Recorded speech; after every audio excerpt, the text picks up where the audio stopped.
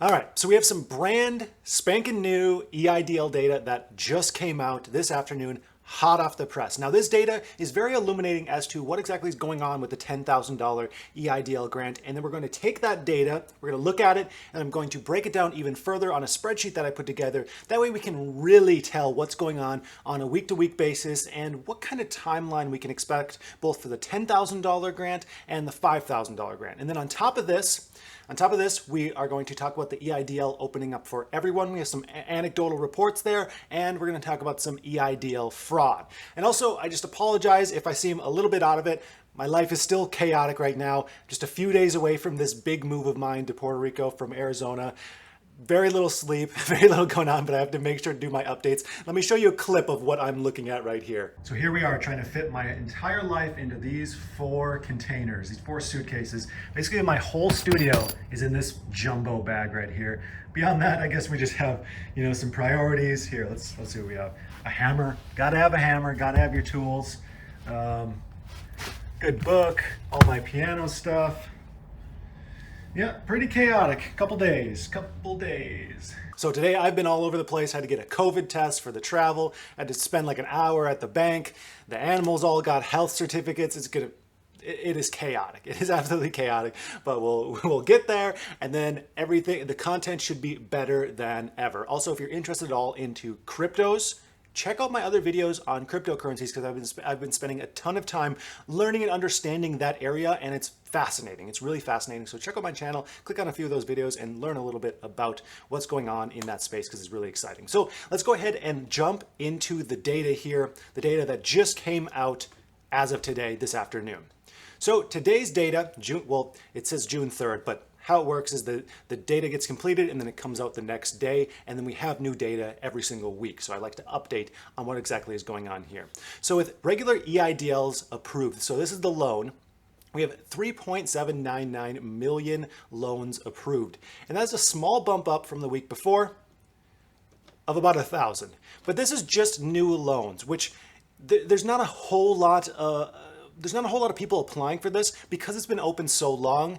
And this doesn't include loan increases. So with the loan increases, unfortunately on these reports, we don't have any data. No data whatsoever on the increases. I really hope that Congress says, hey, SBA, what's going on with the loan increases? Let's get some data here. That way we can get some weekly reporting.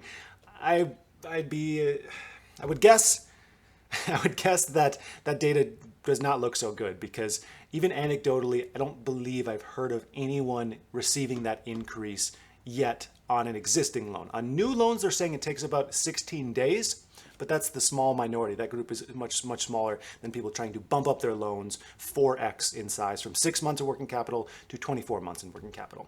Now moving on to the $10,000 EIDL grant, we scroll down a little bit. Here we can see total approvals for the targeted advances, 141,840, just over $1 billion, $1.1 billion. And then with the supplemental targeted advances, the $5,000 advance, we have 82,742 approvals here, just over $400 million approved. Now, what this highlights is most people who are receiving that targeted advance, the 10,000, are also receiving the 5,000. Again, it's that funnel criteria that we've talked about on this channel so much, where if you receive the $10,000 grant, you're then eligible to apply for the $5,000 as long as you have a 50% reduction in revenue as opposed to 30, and you have 10 or fewer employees, you should get that $5,000. And where it stands right now, there's plenty of funding for both of these, and I think there's actually going to be extra funding left over on both of these as well. It's going to be really interesting to see what exactly happens with that extra funding. Are they going to take that funding and then put it in the Paycheck Protection Program, which is an option, or are they going to take that funding and then open up the grant to everyone, which would be a very exciting option.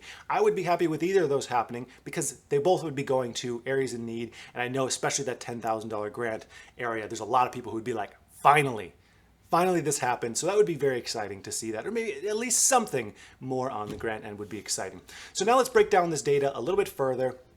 Put together this spreadsheet. We talked about this a little bit last week, but I've tweaked it and made it a little bit better than last week.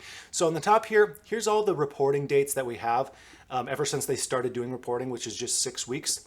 And then we have the total number of approvals. As we can see, that increases over time, thankfully.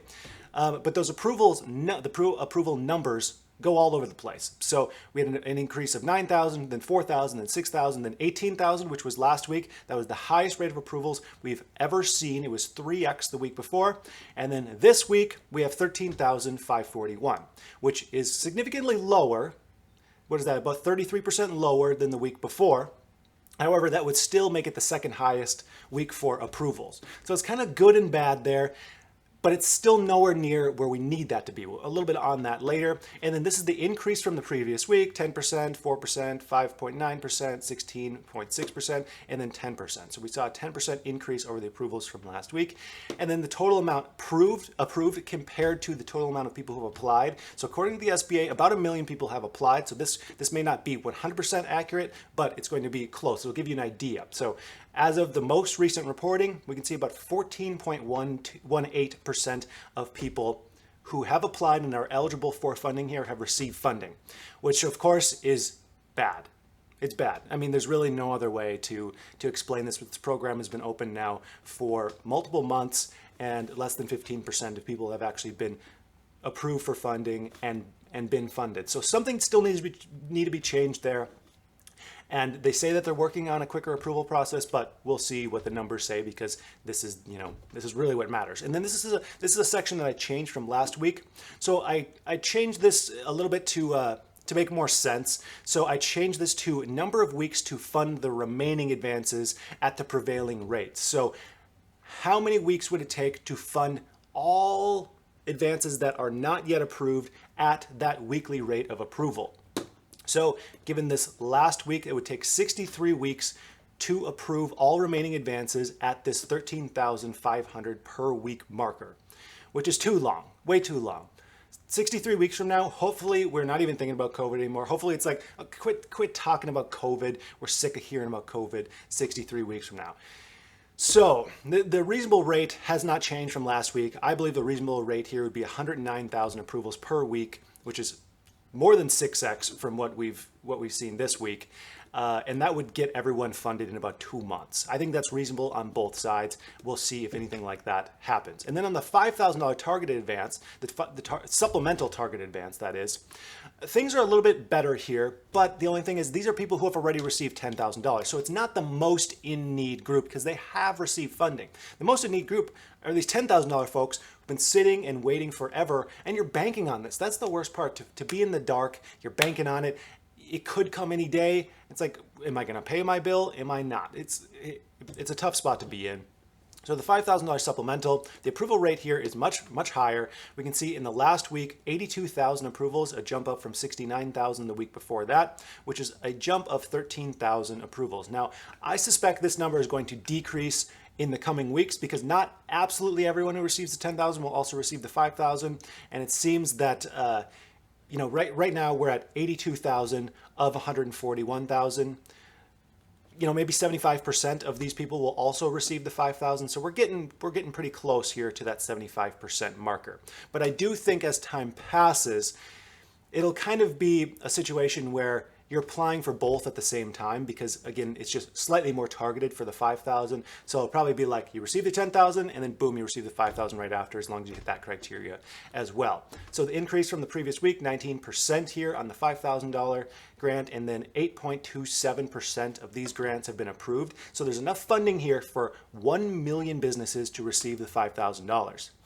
Now, this is why I think there's going to be a lot of funding left over, especially with the $5,000 targeted advance, because let's say 75% of people who receive the 10,000 also can receive the 5,000. That'd be 750,000 businesses. So that means there's 250,000 additional open spots for $5,000 grants, which is huge. So it'll be really interesting to see what happens there. And then this would be the number of weeks to fund all advances at this prevailing rate. Now, moving on from here, I have received some anecdotal evidence of people who have applied for the EIDL loan, applied after December 27th, and now they're being invited to apply for the $10,000 advance. Now, I haven't seen an article. There's been no official SBA announcement that they're actually accepting new applications yet, but I've now received 2 anecdotal reports in the last day. So maybe it's happening. Maybe they started processing these without actually announcing anything or telling anyone about it.